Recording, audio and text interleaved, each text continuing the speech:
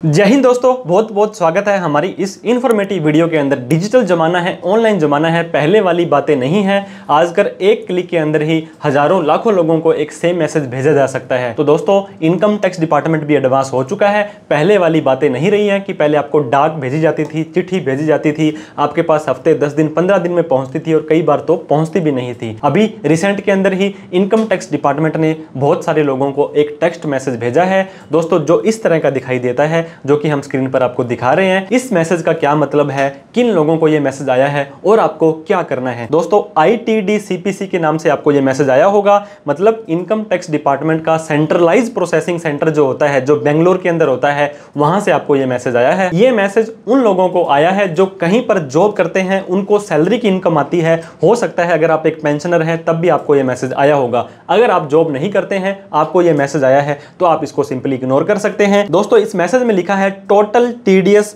By employer of pan.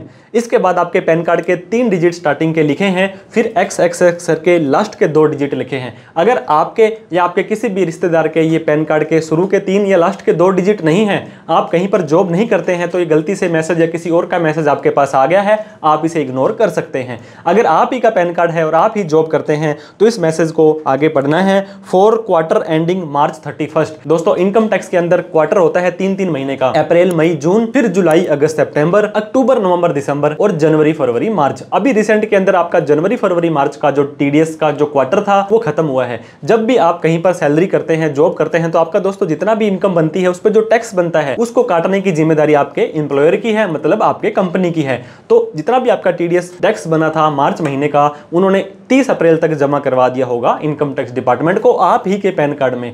लेकिन जो उसकी रिटर्न भरनी होती है वो 31 मई तक भरनी होती है। तो हो सकता है आपके एम्प्लॉयर ने TDS की रिटर्न को लेट भरा हो या 31 तारीख को भरा हो। जैसे ही वो भर देगा, आपका डेटा अपडेट हो जाएगा, इस तरह का मैसेज आपको आ जाएगा। इसके बाद लिखा है इज रुपीज 3,25,000। हो सकता है आपके केस में थोड़ा अलग हो, मतलब जनवरी फरवरी मार्च का जितना भी आपका टैक्स बनता था वो बनता था 3,25,000 रुपए, आपके एम्प्लॉयर ने काट करके इनकम टैक्स को जमा करा दिया है। इसके बाद दोस्तों इन्होंने लिखा है and cumulative TDS for financial year 24-25 is 7,75,000। इसका क्या मतलब हुआ, 3 महीने का तो आपका TDS है 3,25,000 रुपए, लेकिन 1 अप्रैल 2024 से 31/3/2025 पूरे के पूरे साल में आपका जो टैक्स बनता था वो 7,75,000 था, वो आपके एम्प्लॉयर ने आपका काट लिया है और अब हमें जमा करवा दिया है। अब दोस्तों इसके बाद इन्होंने लिखा है view 26 AS ATS for detail ITD team.